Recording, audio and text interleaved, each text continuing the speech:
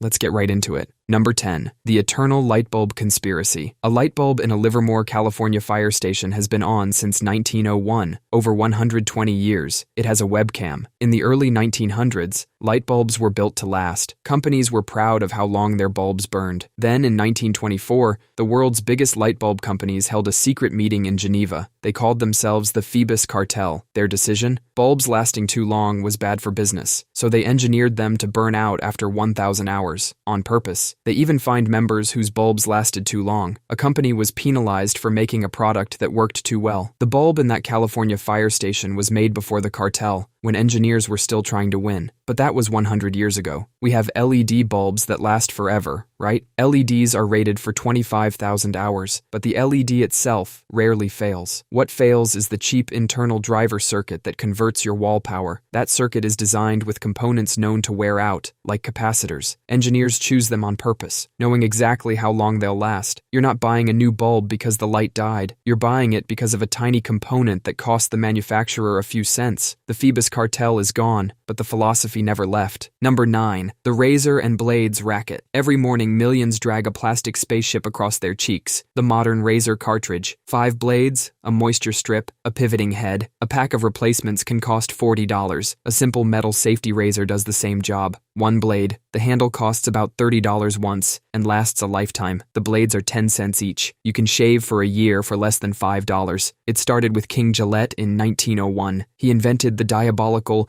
razor and blades model. Sell the handle cheap, make all the money on the blades. It's now used for printers, coffee machines, and game consoles. In the 1970s, Gillette introduced the twin blade, claiming the first blade lifts the hair and the second cuts it. Sales went up, so they added a third blade, then a fourth, then a fifth. The real genius was the lubricating strip. When it fades from blue to white, it signals you to buy a new head. The strip disappears on a schedule, designed to make you buy a new cartridge long before the blades are actually dull. The handles are proprietary, locking you in. A safety razor takes any standard double-edged blade, from Japan, from Russia. They all fit and cost about 10 cents. Millions figured out the math. Gillette's market share dropped so significantly that in 2019, Procter & Gamble wrote down $8 billion in losses on the brand because people did basic arithmetic. Number 8. Cast iron pans from another century. Cast iron pans from the 1800s are still in use today, often in better shape than one you bought last year. That's not an accident. Old cast iron from makers like Griswold and Wagner was milled after casting. The cooking surface was ground completely smooth, like glass, making it naturally non-stick. Modern cast iron is bumpy and rough. Companies stopped milling them in the mid-1900s to save money. They say the rough surface smooths out with seasoning, which is true. It just takes years. A vintage pan was smooth on day one. The old pans were also thinner and lighter, which made them heat more evenly. Modern cast iron is often thicker, which sounds better, but actually creates hot spots. The old makers are gone, but their pans are hunted at flea markets like treasure. A vintage Griswold can sell for hundreds because people know it will outperform a new pan. Nothing stops modern companies from milling their iron. The technology hasn't changed. It just costs more, so they sell you a rough pan, tell you to season it, and wait for you to get frustrated and buy another. Number 7. The broken zipper cycle. Your great-grandparents are gone. Their house is gone. Their jacket, still zipping. In the 30s and 40s, zippers were built like machinery. Heavy metal teeth, a solid slider, engineered to last decades. Vintage World War II jackets in thrift stores still have perfectly working zippers. The zipper on your new jacket catches. The slider feels cheap. Pull it too fast and it splits. Old zipper teeth were thick brass or steel. Modern teeth are thinner. The real villain is the slider. Old sliders were solid metal. Modern ones are often hollow shells that widen over time, lose their grip, and skip teeth. That's when your jacket opens in the cold. YKK makes half the world's zippers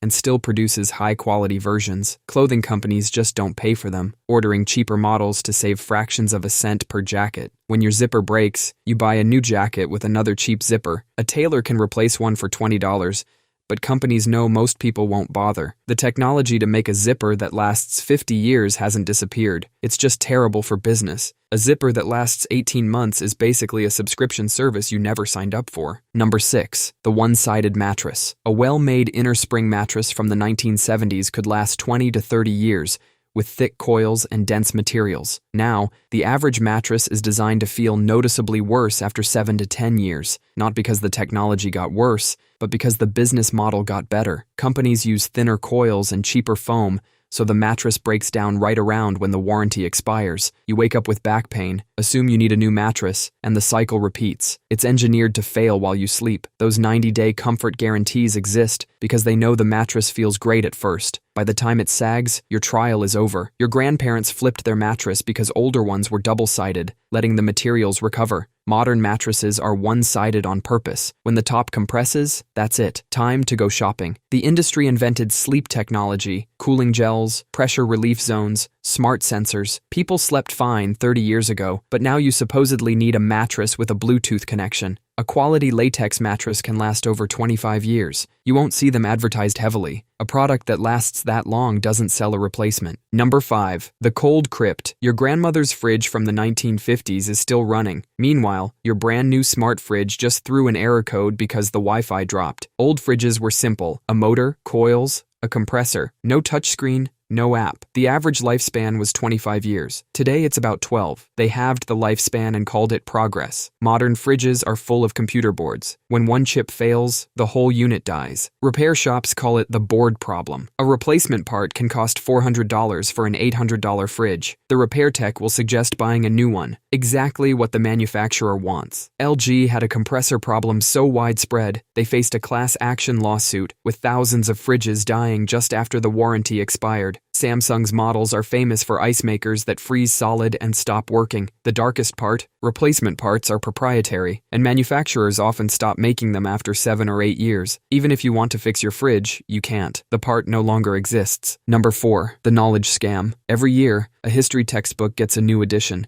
The history hasn't changed, but college students are told last year's edition is useless. A publisher moves Chapter 4 to Chapter 6, changes the cover, and calls it the 14th edition. The 13th edition is now outdated. Your professor requires the new one, which costs $300. The knowledge inside is the same, but the page numbers have changed, and that's the whole trick. The homework says, answer questions on page 247. In the old edition, that page is a different chapter. You can't use a used copy. You have to buy new. The average U.S. college student spends $1,200 a year on textbooks and access codes. That's the business model. Now publishers rent access codes instead of selling books. You pay $180 to read a textbook online for 4 months. Then it disappears. The information is often free online, Wikipedia, Khan Academy, YouTube lectures, but you still need the textbook because the homework is on page 247. Number 3. The Two-Wheeled Grift. The genius of the bicycle industry is standards. The size and shape of parts like the bottom bracket where pedals attach. The industry changes them constantly, not because the old ones were broken, but because when the standard changes, your old parts do not fit your new bike. It's like if all power outlets change shape every few years. The threaded bottom bracket worked for decades. It was reliable and easy to service. Then the industry introduced press-fit bottom brackets, and now there are over a dozen different standards. Press-fit brackets are famous for one thing: creaking. The fix is to replace the part with another that will also eventually creak. Then there's gearing. The industry pushes more gears: 8-speed, 10, 12. Each new speed requires a new proprietary chain, cassette, and derailleur, none compatible with the old parts. A 12-speed chain is thinner than an 8-speed, so it wears out faster. You're buying expensive replacements more often. It's not about making a better bike, it's about making your old bike obsolete. Number 2. The Software Leash. You used to buy Microsoft Word once. For a flat fee, you got a disk, installed it, and owned it forever. People were still using Word 2003 and 2015 because it worked fine. For Microsoft, that was a problem. So they invented the cloud, which means you pay forever for something you used to own. Microsoft Office once cost $150. Now Microsoft 365 is $100 a year. After 10 years, you've paid $1,000 for the same PowerPoint. Adobe is worse. Photoshop used to cost $700. Now Creative Cloud is about $660 a year. Every year, a photographer who subscribes owns nothing. If they stop paying, the software stops working. That's not a product, it's a hostage situation. This model is spreading. BMW tried charging $18 a month to activate heated seats that were already installed in the car. The hardware was there, you just couldn't use it without a subscription. The old model was simple. You bought a thing, you owned the thing. The new model is different. You pay for access to a thing. You never own it, and the moment you stop paying, your access is cut off. That's not a product, that's a leash. Number 1. Your phone isn't dying, it's being killed. Apple was caught secretly slowing down older iPhones. They admitted it in 2017, claiming it was to protect aging batteries from power spikes. A reasonable excuse, except they did it secretly, and the slowdowns coincided with new iPhone releases. Apple paid $500 million to settle the lawsuit. Phone batteries are designed for about 500 charge cycles, or 2 years of use. Not a technological limit, but a chosen one. It's just long enough to get you to the next upgrade. Then they seal the battery inside,